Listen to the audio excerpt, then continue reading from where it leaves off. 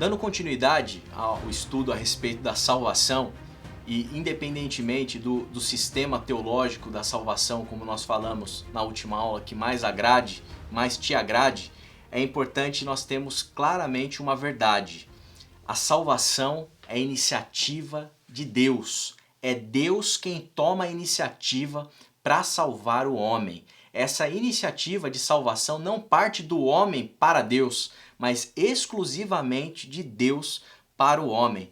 Pois o homem ele está morto espiritualmente e não pode operar a sua própria salvação. Independente se você acredita no conceito de graça preveniente ou não, é importantíssimo termos claro na nossa reflexão teológica a respeito de salvação, que salvação é algo que quem dá o primeiro passo é o Senhor. Deus, na sua autodeterminação, ele decidiu salvar o homem. Isso fica evidente. Efésios capítulo 2, verso 1, diz que vocês estavam mortos em suas transgressões e pecados. O homem estava completamente morto e não tinha condição espiritual de resgatar sua saúde espiritual para poder se religar com Deus. Ou seja, Deus é quem precisa tomar a iniciativa para poder salvar esse homem morto em um monte de transgressão e de pecados. A iniciativa de Deus, ela aborda também o propósito da salvação que Deus tem.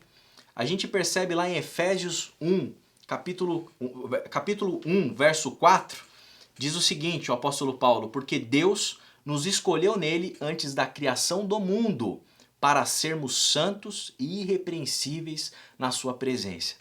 Esse texto sinaliza para nós que Deus, ele idealizou, ele planejou, ele arquitetou, ele organizou, ele pensou a respeito da nossa salvação, do meu, do seu nome, antes da criação do mundo. E ele fez isso com um propósito. Qual era o propósito da salvação de Deus? Para sermos santos, sermos um povo separado, pessoas consagradas ao Senhor, irrepreensíveis na presença de Deus. Quem arquitetou, quem pensou isso foi Deus. A iniciativa foi dele, com um propósito específico. Um outro texto que sinaliza para nós também o grande propósito dessa predestinação, dessa salvação de Deus que nos antecede, está lá em Romanos capítulo 8, verso 29. Pois aqueles que de antemão conheceu, também os predestinou para serem conforme a imagem do seu Filho, a fim de que ele seja o primogênito entre muitos irmãos. O grande desejo, o grande propósito de Deus para com a salvação da humanidade é que os homens, as mulheres, todos os seres criados à imagem e semelhança dele fossem parecidos, se tornassem conforme a imagem do seu Filho Jesus Cristo. Se nós quisermos aprender qual é o propósito da nossa salvação, qual é o propósito da nossa vida, uma vez que fomos atingidos por essa iniciativa da parte de Deus, precisamos olhar para Jesus, precisamos olhar para o Cristo, pois devemos nos conformar à imagem dele. É essa a grande intenção e propósito de Deus para com a salvação. Em segundo lugar, em relação ainda à iniciativa, existe o meio dessa salvação acontecer. Efésios capítulo 1, de 4 a 6, diz o seguinte: porque Deus nos escolheu nele antes da criação do mundo, para sermos santos e irrepreensíveis em sua presença. Em amor nos predestinou para sermos adotados como filhos por meio de Jesus Cristo, conforme o bom propósito da sua vontade, para o louvor da sua gloriosa graça, a qual nos deu gratuitamente no amado. Ou seja, o meio da salvação, o meio pelo qual Deus toma a iniciativa, está completamente conectado com a obra de Cristo Jesus. Porque é por meio de Jesus que nós somos amados de Deus. É no amado que nós recebemos gratuitamente essa graça que salva. Tudo gira em torno de Jesus, por isso que ele é considerado a pedra angular, por isso que ele é o alicerce de toda a construção. Cristo Jesus, ele é o meio pelo qual nós somos salvos e o meio pelo qual Deus toma a iniciativa de nos salvar para um único e só propósito: sermos conforme a imagem do seu amado Filho. A Rádio Transmundial é um veículo de comunicação presente em 80% do planeta e que tem como objetivo levar as boas novas do Evangelho aos que não a conhecem, bem como dar crescimento e maturidade cristã àqueles que desejam servir a Deus de forma integral. Mais informações em www.transmundial.org.br. Transmundial, para todo mundo ouvir. A Faculdade Teológica Batista de São Paulo tem a satisfação de receber você para entrar em sintonia com a nossa ministração bíblica, ministerial e abençoadora, que vai fazer diferença em termos de educação teológica para a nossa vida. Fique em sintonia conosco, aprofundando-se na Palavra de Deus.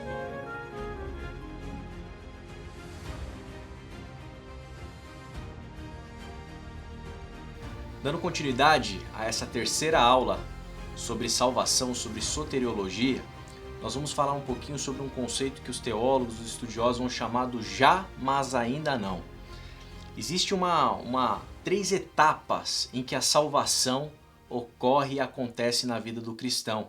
E é importante que nós teólogos tenhamos em mente essas três etapas, porque isso vai ser decisivo na qualidade da reflexão a respeito da matéria de soteriologia, da doutrina da salvação. Em primeiro lugar, existe uma possibilidade do cristão se perceber salvo no presente.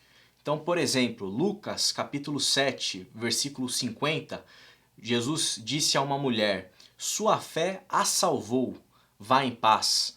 Ou seja, o cristão, o crente em Cristo Jesus, o verdadeiro discípulo de Jesus, ele pode desfrutar da salvação agora, no presente. Ele pode se perceber salvo, como um salvo em Cristo Jesus. E isso se torna ainda mais claro quando a gente soma todo aquele conteúdo a respeito da graça. Como não é algo meritório, mas é algo gracioso, eu posso ter convicção de que eu sou salvo pela graça de Deus e não pelas minhas obras, pela minha capacidade. Então, o cristão, em certo aspecto, ele já está salvo. Ele está salvo no presente. Em segundo lugar, existe a possibilidade de nós compreendermos salvação como um processo. O cristão ele vai sendo salvo. Existe algo que é contínuo na caminhada do cristão, do crente, que diz respeito a esse aspecto soteriológico, salvífico. Um versículo que nos mostra isso. 1 de Pedro 2, verso 2 a 3.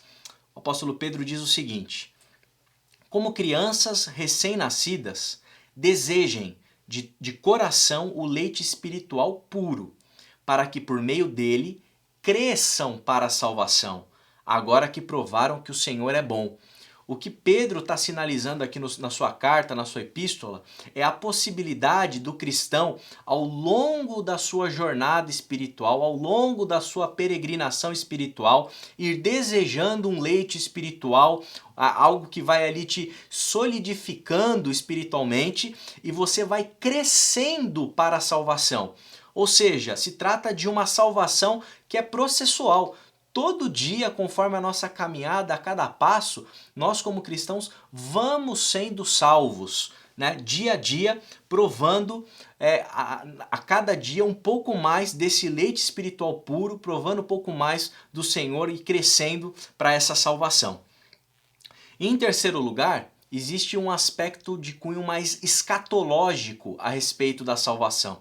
Nós já estamos salvos, estamos sendo salvos e um dia seremos salvos também de uma forma plena, num sentido escatológico.